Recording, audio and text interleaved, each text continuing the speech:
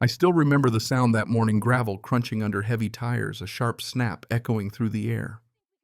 My private property sign split clean in half, dust curling behind a shiny white SUV with a tacky HOA logo slapped on the door. And behind that wheel, Claire Phillips, the self-appointed queen of Whispering Pines. She barreled across my land like she'd just bought the whole county at auction and hadn't bothered to mention it. She didn't even slow down. Just shot me that smug little wave through her tinted window, the kind that says, "You can't stop me." Right then, something inside me cracked louder than that signpost. 15 years of sweat and busted knuckles keeping this road alive, bulldozing it by hand, patching every washout, storm after storm gone under her wheels like it was nothing. And that was the moment I quit being polite. If Claire wanted a shortcut through my ranch, I'd give her a ride she'd never forget. But before I lay out how all this unfolded, let me know where you're watching from, drop your city and local time below. And don't forget to subscribe, because you're going to want to see how this little standoff turns out. Now, if you've ever lived on your own land long enough, you start to feel every inch of it like a scar or an old tattoo. For me, that dirt road from the highway to my barn hell, it was family. I'd kept it going since the day I moved in. Every summer storm, every muddy rut, I was out there at dawn with my old grader scraping and patching so the feed truck could get through. That road was my artery, my pride, my peace. And for 15 years, nobody messed with it. Then came Whispering Pines, one of those modern luxury developments that's just 100 beige boxes pasted onto a field sold as progress. Not a pine tree in sight, but that didn't stop folks from paying up. It sure didn't stop Claire Phillips from declaring herself sheriff of the new order. At first, I barely noticed her. Maybe a stray golf cart too close to my fence, a car on the ridge. Then one morning, fresh tire tracks right through the middle of my road, ending where my property line met the HOA's new back gate. I figured, some newbie got lost. Happens all the time, right? I even laughed about it. But then it happened again. And again. Every morning, right around 7:30, here came that white SUV, kicking up dust as it barreled across my road. Sometimes she'd slow down to flash that fake friendly wave. Most days, she just blasted her music loud enough to spook the cattle rolled right onto the highway like she owned it. I'd just stand there, bucket of feed and hand mouth open. You know that feeling when you see somebody doing something so brazen you can't believe your eyes, like a squirrel stealing from the bird feeder in broad daylight staring you down while he does it. That was Claire. So I did what any reasonable man would do. I put up a sign. Big bold letters. Private road, no trespassing. I planted it right at the curve she always cut through. The next morning I find the sign snapped in half and stuffed behind my hay bales like a trophy. That's when I realized this wasn't ignorance, it was arrogance. That night I sat on my porch and watched the sun bleed out over the hills. Out in the distance, her headlights bounced across my field. She didn't slow for the ruts, just sailed through like the dust in her wake was somebody else's problem. The next morning, I'd had enough. Parked my truck across the bend and waited. 7:32, right on schedule, here she comes. She slows, rolls down the window halfway, and gives me the kind of politician smile you see right before someone lies to your face. Morning. Mr. Rogers, everything okay? Not really. I tell her, you're driving on private property. This road isn't public, it's mine. She tilts her head, real innocent. Oh, come on now. We're all neighbors, aren't we? What's a little dirt between friends? That line burned itself into my brain. I stood there, stuck between laughing and yelling, managed neither. Just said, ma'am, this isn't a shortcut. It's a working ranch road. Please stop using it. She just grinned wider. Well, I'll see what the board says. Then she floored it, spraying me with dust. Turns out the board was just Claire and a handful of retirees with clipboards living under her thumb. That next week I see more of them stopping by my fence, measuring distances, whispering like they're plotting an invasion. And then one day I come home to find Claire and 3 of her crew holding papers and sipping lattes right at my gate. She smiled that porcelain smile. Brandon, hi. We're just holding a quick community vote.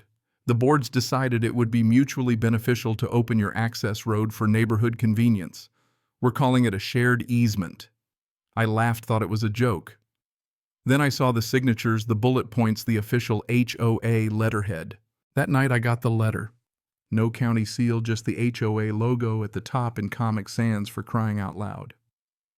Dear Mr. Rogers, The HOA board has officially voted to incorporate your ranch road as part of Whispering Pines community travel access. Any resistance will be treated as non-compliance. Cooperation is expected. Signed, Claire Phillips, HOA president with a smiley face next to her name. I sat there, letter in one hand, beer in the other, staring at my dirt road under the moonlight. That's when it hit me. Claire didn't just want convenience. She wanted control. People like her don't see land as sweat and soil. To them, it's lines on a map to be redrawn with enough votes and a confident tone. I wasn't raised to bow to that. By the end of that beer, I'd made up my mind. No more signs, no more warnings, no more polite chats. If she wanted a shortcut through my life, I'd dig one she'd never forget. The next morning, I called my oldest friend Derek Miller, the only man I know with a backhoe and a wicked sense of humor. I asked Derek, "You ever feel like teaching karma how to dig?" He just laughed and said, "Tell me when and how deep." That day we scouted the road like we were planning a sculpture, settled on a blind bend right where Claire hit 30 every morning. By sundown, we'd carved a trench 3 feet wide and 4 feet deep, just enough to stop an SUV, not enough to hurt anyone. Covered it with old plywood, packed dirt on top, camouflaged with twigs. From the road, you'd never know. Next morning, we set up lawn chairs behind the hay bales, trail cameras ready. Sun came up, world silent. Then, like clockwork, here comes the queen of asphalt. White SUV yoga mat in the seat, sunglasses the size of salad plates. As she hit the curve, her tires rolled onto the plywood crack, like thunder through the valley. Her front end plunged nose first, airbag dust everywhere, coffee flying, Claire screaming. Derek almost fell off his chair laughing. For a glorious second, she just sat there stunned. Then she stumbled out screaming sabotage and criminal act latte dripping down the side of her car. 15 minutes later, the sheriff rolled up. Old Cole Matthews seen it all. "What's going on here?" he asks. Claire's losing her mind, pointing at the trap, yelling. I pull out my county map. "Private land, sir. Been mine since 2009. Sheriff Cole traces the boundary, looks at Claire, shrugs. "Ma'am, this here's Rogers' land. You don't have access. Maybe call a tow truck." Claire spluttered, threatened lawsuits, then spun her wheels until mud splattered her blazer. Sheriff gave me a wink. "Nice ditch. Might borrow that idea for my driveway." Tow truck shows up. Driver just shakes his head. "Lady, you need a crane." By sundown, her car's still stuck and Claire's still screaming at the sky. Derek and I watched from the porch, laughing harder than I had in years. But if there's one thing I've learned, folks like Claire don't quit. They regroup. The next morning, a Prius pulls up and out steps Doug Phillips, legal counsel for the HOA, her cousin, of course. He hands me a stack of cease and desist papers. I ask if he's passed the bar. Working on at night classes. I hand the papers back, tell him to come back when he's got a real law degree. That night I couldn't sleep. Started thinking about old land deeds, buried easements, legal loopholes. So at sunrise I headed straight to the county clerk. Smell of dust, old paper, slow time. Looking for all recorded easements on Rogers Ranch parcel 47B, I say. The clerk just grins. "You're the one with the HOA drama. We're all rooting for you." After a few hours, I find it an original 1976 document. The developers, as a condition for building, had to construct their own access road, explicitly barred from using any pre-existing agricultural road. Their shared access dream dead before it started. I laminated that sucker, drove straight home, and delivered a copy to Claire in person. She tried to crumple it, but it was laminated. The look on her face, pure frustration. "Why are you like this?" she asked. I just shrugged. "Claire, you drove a tank through my property, tore down my signs, threatened me with Comic Sans. We passed good neighbors months ago." The next morning I hired a real lawyer, Mara Pritchard. Smart, sharp, no patience for nonsense. She filed a cease and desist, plus a civil suit for trespassing and harassment. Within days, the deputy served Claire in her yard. She screamed so loud a flock of birds took off from the HOA sign.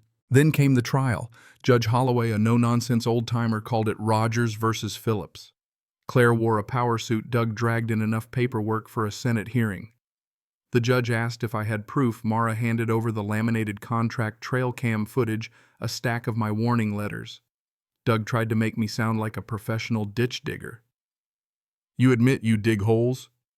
Judge just shook his head. "Owning a shovel isn't a crime, son." The courtroom lost it when they played the video of Claire's SUV diving into the trench. Even the bailiff was grinning. Claire screamed about corruption. The judge ruled in my favor, ordered the HOA to pay damages, issue a formal apology, and barred them from touching my land. He removed Claire from office, banned her from holding an HOA position for 10 years. The courtroom burst into applause. News spread fast. Trenched by Claire became a meme. Locals drove out to see the trench of justice. Even the sheriff joked he might use the design to keep salesmen away. And the lesson land is more than lines on a map. It's sweat history boundaries, real and agreed. If you break those boundaries long enough, eventually the ground gives way. Justice sometimes is just a quiet trench in the dirt, steady final right. Now tell me, have you ever known a Claire Phillips? Someone who just couldn't take no for an answer. How'd you handle it? Drop your story below. And if you enjoyed this wild ride, hit subscribe, because next time the HOA is going to find out what happens when they mess with a rancher's water rights. Cảm ơn các bạn đã xem video.